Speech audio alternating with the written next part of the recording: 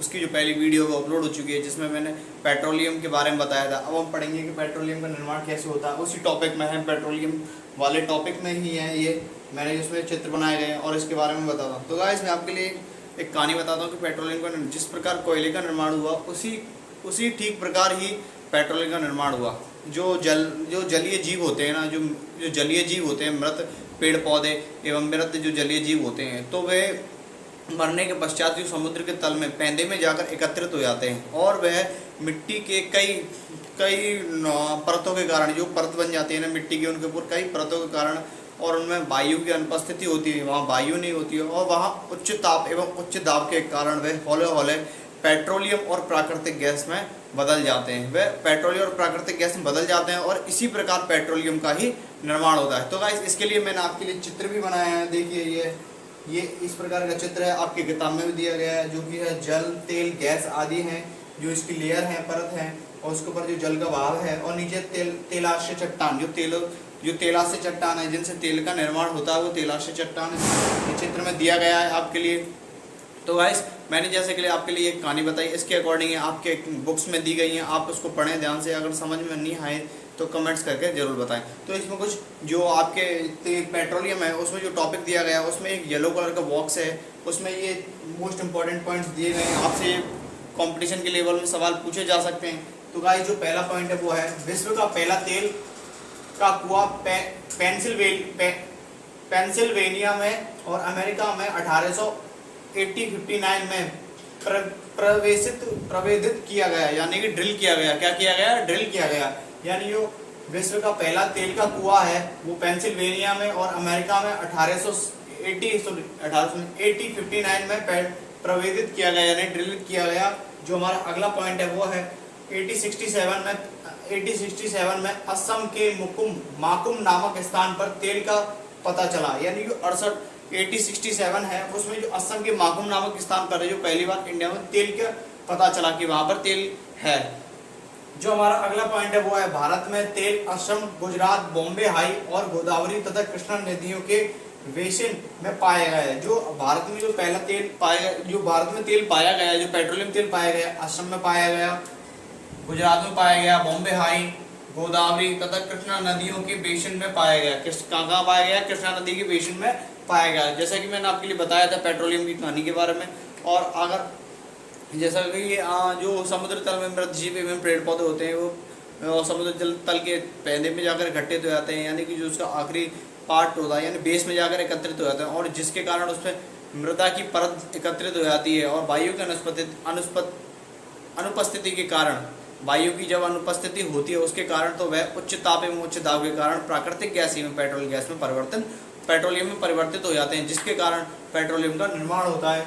और जो important point है मैं आपको इसको दोबारा से रिवाइज कराता हूँ। जो पहला है, विश्व का पहला तेल का कुआं पेंसिल्वेनिया, अमेरिका में 1859 में प्रवेदित किया गया, यानी ड्रिल किया गया। और जो दूसरा पॉइंट है वो है 1867 में असम के माकुम नामक स्थान पर तेल का पता चला। और जो तीसरा पॉइंट है, भारत में तेल असम, गुजरात, बॉम्बे हाई, गोदावरी तथा कृष्णा नदियों के बेसिन में पाया जाता है। ये क्वेश्चन आपसे पूछा भी जा सकता है कंपटीशन के लेवल के सवालों में। आपसे क्वेश्चन पेट्रोलियम का परिष्करण, पेट्रोलियम के परिष्करण के बारे में मैंने इंपॉर्टेंट पॉइंट्स लिखे हैं, हम इनको पढ़ेंगे और इनको जानेंगे। तो गाइस चलो हम आगे बढ़ते हैं। जो हमारा पहला पॉइंट है वो है, पेट्रोलियम गहरे रंग का तेलीय द्रव है। पेट्रोलियम है जो गहरे रंग का तेलीय द्रव है, इसकी गंध अप्रिय होती है। क्या होती है? अप्रिय होती है। जो पेट्रोलियम है वो गहरे रंग का तेलीय द्रव है, आपने देखा होगा जो गहरे रंग का तेलीय द्रव है उसकी गंध अप्रिय होती है, यानी किसी को पसंद नहीं आती है। यह विभिन्न संघटक जैसे petroleum gas, petrol, diesel, snake तेल, पैराफिन मोम आदि का मिश्रण होता है। किस किस का मिश्रण होता है? पेट्रोलियम गैस का मिश्रण होता है, पेट्रोल का होता है, डीजल का होता है, स्नेक तेल का होता है और पैराफिन मोम का आदि का मिश्रण होता है। जो पेट्रोलियम होता है वो गहरे रंग का होता है और इसकी गंध अप्रिय होती है।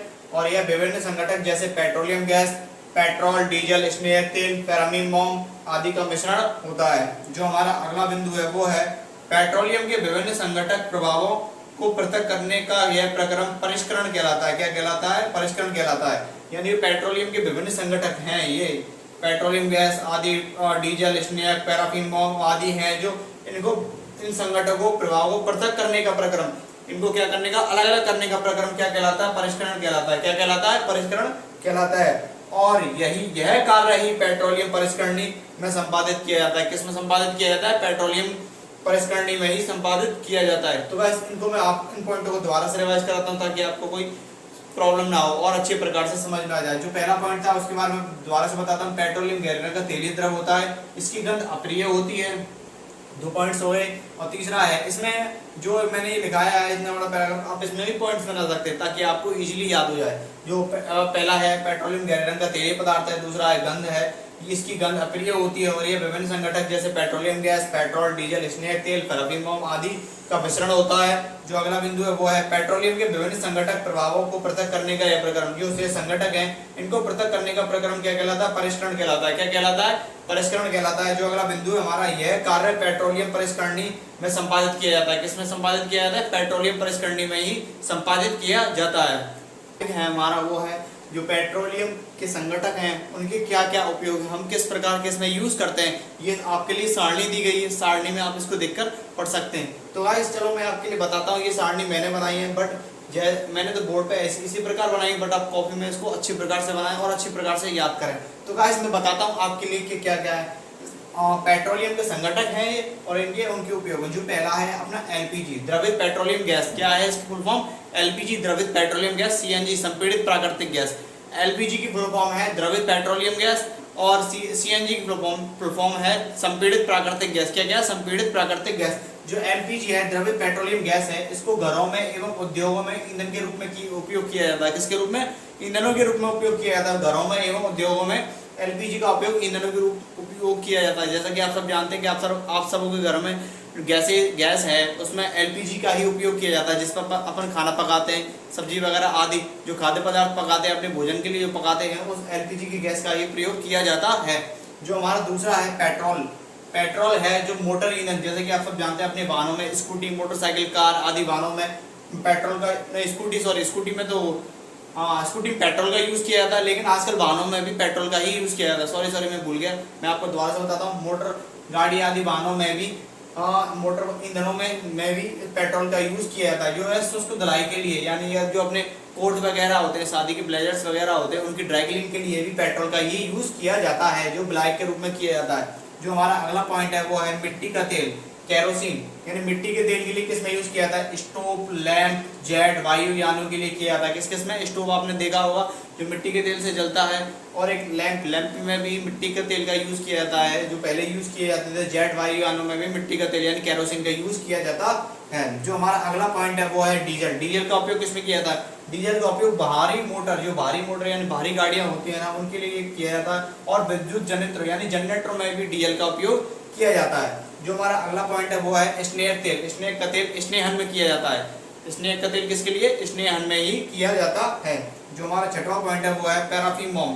पैराफिन मोम का उपयोग मरहम, मोमबत्ती, वैसलीन, किस में, मरहम में, मोमबत्ती में एवं वैसलीन में भी पैराफिन मोम का प्रयोग किया जाता है। जो हमारा अगला है वो है बिटुमिन। बिटुमिन पेंट, जो अपने घरों में पेंट करते हैं ना, जो डोर पर आदि उनमें पेंट करते हैं, तो उसमें बिटुमिन का उपयोग किया जाता है। और सड़क निर्माण में भी बिटुमिन का उपयोग किया जाता है। तो गाइस ये पॉइंट्स थे, मैं आपको दोबारा से रिवाइज कराता हूँ ताकि आपको और भी अच्छे प्रकार से समझ में आ जाए। जो हमारा पहला था वो था एलपीजी द्रवित पेट्रोलियम गैस, और सीएनजी संपीड़ित प्राकृतिक गैस। ये दोनों हैं जो गैसेज हैं, इनका फुल फॉर्म आप याद रख लीजिए। आपको एक नंबर के क्वेश्चन पूछा जा सकता है कि ये पूछा जा सकता है एलपीजी और सीएनजी की फुल फॉर्म बताइए। जो इसका उपयोग है घरों एवं उद्योगों में ईंधनों के रूप में किया जाता है। या दूसरा है पेट्रोल, मोटर ईंधन यानी मोटर वाहनों में आदि में ही, जैसे स्कूटी, मोटरसाइकिल आदि कारों में भी पेट्रोल का ही यूज किया जाता है। उसको धुलाई, ड्राई क्लीन के लिए भी पेट्रोल का यूज किया जाता है। जो शादी के कोट वगैरह होते हैं ना, उनमें। जो हमारा तीसरा पॉइंट था वो था मिट्टी का तेल यानी केरोसिन। केरोसिन का उपयोग स्टोव, लैंप, जेट, वायुयानों के लिए किया जाता है। ये चौथा पॉइंट था डीजल। डीजल का उपयोग भारी वाहनों के लिए किया जाता है। विद्युत जनित्र एवं जनरेटर में भी यूज किया जाता है। जो छठवां पॉइंट था वो था स्नेह तेल यानी स्नेहन में भी उसका पेट्रोलियम का स्नेहन में भी कार्य किया था। स्नेहन तेल है वो स्नेहन में ही कार्य आता है। जो छठवां है वो पैराफिन मोम। पैराफिन मोम का उपयोग मरहम, मोमबत्ती एवं वैसलीन में भी किया जाता है। जो सातवां पॉइंट है बिटुमिन। बिटुमिन पेंट और सड़क निर्माण में किया जाता है। ये बिटुमिन का उपयोग है पेंट एवं सड़क, जो ये टॉपिक चल रहा है उसके राइट हैंड साइड में राइट हैंड साइड में जो उसका टॉपिक है उसमें एक येलो कलर का बॉक्स है, उसमें कुछ इंपॉर्टेंट पॉइंट्स दिए गए हैं, मैंने आपके लिए वो लिख दिए हैं। अब मैं आपको उनके बारे में बताऊंगा, पढ़ के बताऊंगा, एक्सप्लेन करके दिखाऊंगा और आपको अच्छे प्रकार से समझ में भी आ जाएगा। तो गाइस जो हमारा पहला पॉइंट है वो है पेट्रोलियम और प्राकृतिक गैस से अनेक उपयोगी पदार्थ प्राप्त किए जाते हैं। जो पेट्रोलियम है ना और जो प्राकृतिक गैस है उससे अनेक उपयोगी पदार्थ यानी यूजफुल पदार्थ प्राप्त किए जाते हैं। इसे पेट्रो रसायन कहते हैं। क्या कहते हैं? पेट्रो रसायन कहते हैं।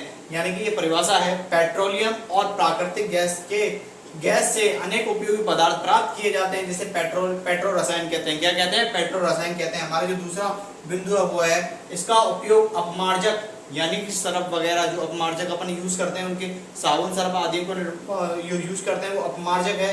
रेसे, पॉलिएस्टर, नायलॉन, एक्रिलिक आदि, पॉलीथीन आदि का औद्योगिक निर्माण किया जाता है। यानी कि जो पेट्रो रसायन है इसके द्वारा अपमार्जक रेसे, पॉलिएस्टर जो रेसे हैं उसमें पॉलिएस्टर, नायलॉन, एक्रिलिक आदि हैं, पॉलीथीन आदि का औद्योगिक निर्माण में पेट्रो रसायन का उपयोग किया जाता है। जो हमारा अगला बिंदु है वो है प्राकृतिक गैस से प्राप्त हाइड्रोजन गैस का उपयोग उर्वरक और यूरिया उत्पादन में किया जाता है। जो प्राकृतिक गैस है उससे जो हाइड्रोजन प्राप्त होती है उस हाइड्रोजन गैस का उपयोग उर्वरक यूरिया उत्पादन में किया जाता है। जो हमारा आखिरी है वो है पेट्रोलियम को व्यावसायिक रूप से काला सोना कहते हैं।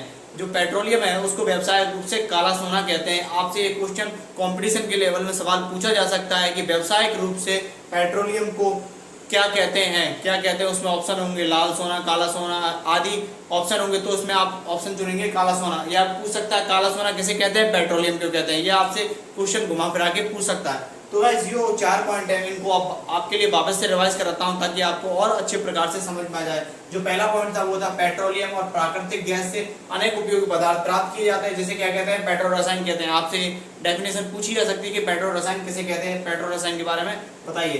पेट्रोलियम और प्राकृतिक गैस से अनेक उपयोगी पदार्थ प्राप्त किए जाते हैं, इसे पेट्रो रसायन कहते हैं। और इनका उपयोग अपमार्जक, ये पेट्रो रसायन का उपयोग किसमें किया था, अपमार्जक रेसे, पॉलिएस्टर, नायलॉन, एक्रिलिक आदि, पॉलीथीन आदियों में औद्योगिक निर्माण में किया जाता है। किसमें किया जाता है, औद्योगिक निर्माण में किया जाता है। जो हमारा अगला बिंदु है वो है प्राकृतिक गैस से प्राप्त हाइड्रोजन गैस का उपयोग यूरिया के उत्पादन में किया जाता है, यानी उर्वरक के उत्पादन में किया जाता है। जो अगला पॉइंट था वो था पेट्रोलियम को व्यावसायिक जो नाम दिया गया है, जो पेट्रोलियम को काला सोना दिया गया है। क्या दिया गया है, काला सोना नाम दिया गया है।